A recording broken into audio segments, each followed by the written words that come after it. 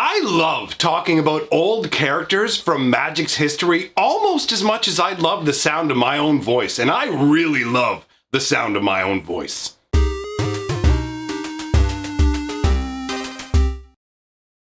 Greetings, owners of fine luxury cardboard rectangles. Man, Wizards is putting some really awesome reprints in Core 2021, and I've been having a great deal of fun with this spoiler season, and we're just at the beginning. Oh, it's so good, man. So, we're here today to talk about an old school character from the Kamigawa block, Azusa, Lost But Seeking. Now, this is a genuinely powerful card. I mean, on the surface of it, it seems pretty simple, right? It's 1 green and 2 for a 1/2 legendary human monk that lets you play 2 extra lands on each of your turns. You may play 2 additional lands is the language now, but either way, you can play 2 extra lands a turn. This is a card that actually, when I went to go and look things up, I took a step back and went, wait, they didn't make this mythic? They could have easily gone ahead and put Azusa at mythic level because this card is genuinely powerful and genuinely sought after. And there's actually a cool story underneath Azusa, Lost But Seeking as well. I love that name. Anyhow, this is not the first printing that we are getting of this card, right? You can see the original, you know what, before we talk about the original artwork, let's take a look at the artwork for this one right here. You can see Azusa looking absolutely lovely with her hair just kind of flowing out around her. She is gathering all this mana together while all these trees,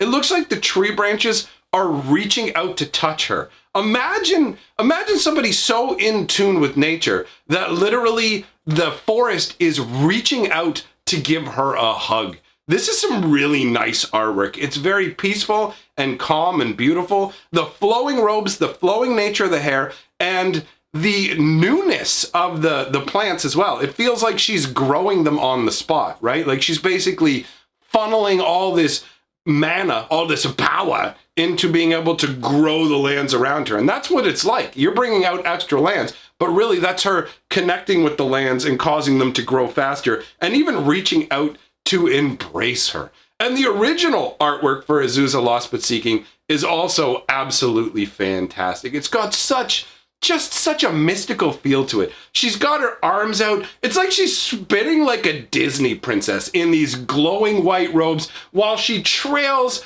like pure green mana, pure nature energy. I love the way that it, like, on the outsets, the edges of the artwork, it's all kind of darkened, but the closer you get in, the lighter it is, and it kind of almost gives her like a halo effect around the entirety of her, like she's in a glowing sphere. I really, really love this card. I have since the first time I saw it. Yeah, I mean, 1/2 isn't that big in terms of power and toughness, but that's not what this is about. This is about ramping up in terms of game mechanics, but in terms of flavor mechanics, it's about connecting with the land. Now, the story of Azusa actually really kind of starts with the story of Dosen the Falling Leaf, depending on how you look at it. So Dosen the Falling Leaf is a 2 green and 1 for a 2/2 legendary human monk, same as Azusa. Players can play spells only during their own turns. So the Dosen is amazing if you don't like your spells being countered. You want your opponent to have no abilities in terms of counter magic whatsoever. He is lovely for that. And that is a nice side effect on top of his amazing flavor. It is fun to say no to a blue player, isn't it? I mean, blue players are normally the ones going, no, no, no, no, you can't do that. And Dosen says, no, no, no, you can't do that. And that, my friends, is a lovely feeling.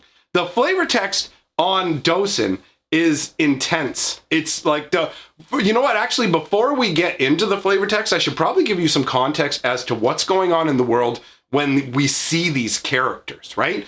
You have a situation where all of the kami, all of the spirits of Kamigawa have turned against mankind. Now, unlike other worlds where spirits are generally just like someone has passed on, right? They've moved on to another world. So you can have spirits of humans, you know, goats, dragons, whatever you want. You can turn any of those into a spirit by ending its life and maybe using necromancy magic, or in some cases, holy magic as well can create spirit beings.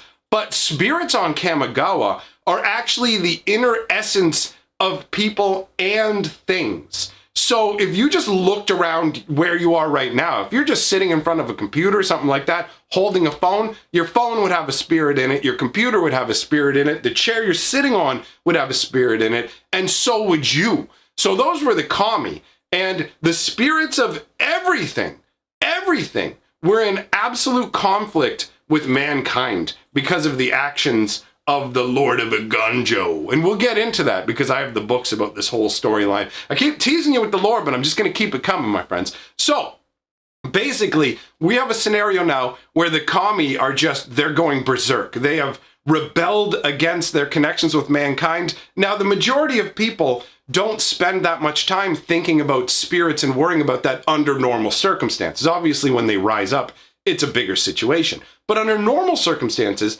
the spirits are mostly ignored and left to the Kanushi, which are kind of like spirit priests that would commune with the different spirits of things. So Dosen was the most ancient and wisest of these spirit priests. He's the oldest known Kanushi on all of Kamigawa. So the flavor text says, each night as Master Dosen prays to the kami, the hate he receives in return withers his body a little more. Though the kami are slowly killing him, he still continues his prayers. And that's the meditation journal of an unnamed young Budoka. So that would have been a trainee under Dosen. Essentially, you'd have different styles of individuals. Some are going to be more intellectual and spiritual priests, and then you're going to have more of the physical individuals that also serve as part of this order. You know what I mean? But either way, this is an outside observation. Imagine that. The spirits of your world, like you're part of essentially a spiritual order. And normally you're in harmony with the spirits of your world. And they rebel against existence and just turn everything upside down. And yet Dosen every day goes out there and communes with them. He prays to the kami, tries to establish a connection to figure out what's going wrong, to appease the kami so everyone can live in peace. And the kami are so full of rage, justified rage, by the way. You'll find that out when we get into the story, really. But their rage is 100% justified, as they have been wronged by mankind. So this is destroying Dosen, and he doesn't give up. It's a measure of the strength of this spiritual leader that he would just continue to make these attempts. And the artwork depicts him fantastically, right? He's got this sort of aesthetic look to him where this is not a man who owns a lot of worldly possessions. You know, like if you contrast him to the recent video we did talking about Mangara, Mangara had very fine robes, even if they weren't like highly decorated, they were still a fine material. Dosen here doesn't look like he has anything that would place him in terms of possessions above any of the other individual members of his order, sort of thing. Now Dosen actually meets every new prospect, everyone who comes to the forest of Jukai looking to join the order. Dosen is actually already there waiting for them. He's that connected with nature and everything that's going on. I love the mystic feel of it. So what would have happened is Azusa would have started out essentially as I envision the card Promised Kanushi as kind of like what Azusa would have been at the beginning. Now this is a very simple card in terms of 1 green for a 1/1 with Soul Shift 7. And Soul Shift 7 is when this is put into a graveyard, you may return target spirit card with converted mana cost 7 or less from your graveyard to your hand. I really like this artwork. In the time of Kamigawa, when everything was in conflict, this has a very peaceful and chill vibe to it. You can see this monk, this spiritual monk, just laying back, kind of connecting with the spirit world. You can see the little parts, like the kami of Kamigawa have these little objects, these little satellites that fly around them. So depending on what it is, if it was, let's say, for example, the kami spirit of like a book or something like that, it might have tiny little bits of pages floating around it, or like ink vials, something connected to it that makes sense, that kind of thing. But they all have these little orbital attachments. I don't know exactly how you describe it, but either way, we've got a situation where this Kanushi is kind of reaching out and communing with them, and the Soul Shift 7 represents that concept of how connected these particular individuals are to the spirit world. And I view Azusa as being one of those style of individuals, right? Like that is the vibe that's given by all of this. And the flavor text that you have here on Azusa says, I do not miss Jukai Forest. It is not my home. My home is Kamigawa. And then she continues to talk about how its people are her family. Wherever I set my head, I am home, basically, is the deal. I mean, she really says, wherever I set my pack and rest my head, I am home. But for me, I'm not even going to lie, man. When I read this flavor text, it actually made me start thinking about a Metallica song. If you know what I'm talking about, let me know in the comments. But either way, we've got, I feel like I've said that phrase a lot. I'm going to get a t-shirt that says, but either way. Anyhow, we have a scenario where Azusa studied under Dosen and rose up to the point where she is so powerful that she can draw mana from situations that you would think there's literally nothing to draw from. She's so in tune with nature and forces of that, and not just the forest, but of all types, that she could literally draw mana from a barrel of dust. That is the level of her power. And I thought that, overall, this was a pretty cool character. She, in all honesty, she doesn't have she doesn't have a ton that she does in her existence overall throughout the story. Basically, she lives as a nature priest, as one of these Kanushis for almost a decade, roughly about 8 years. And then she sets out to look into the eyes of the world. And that's when she spent the rest of her life wandering from realm to realm. And for me, the whole idea of lost but seeking, it's just the name of it. Azusa Lost but Seeking. That encapsulates so much. It's a spiritual journey in a tiny little phrase.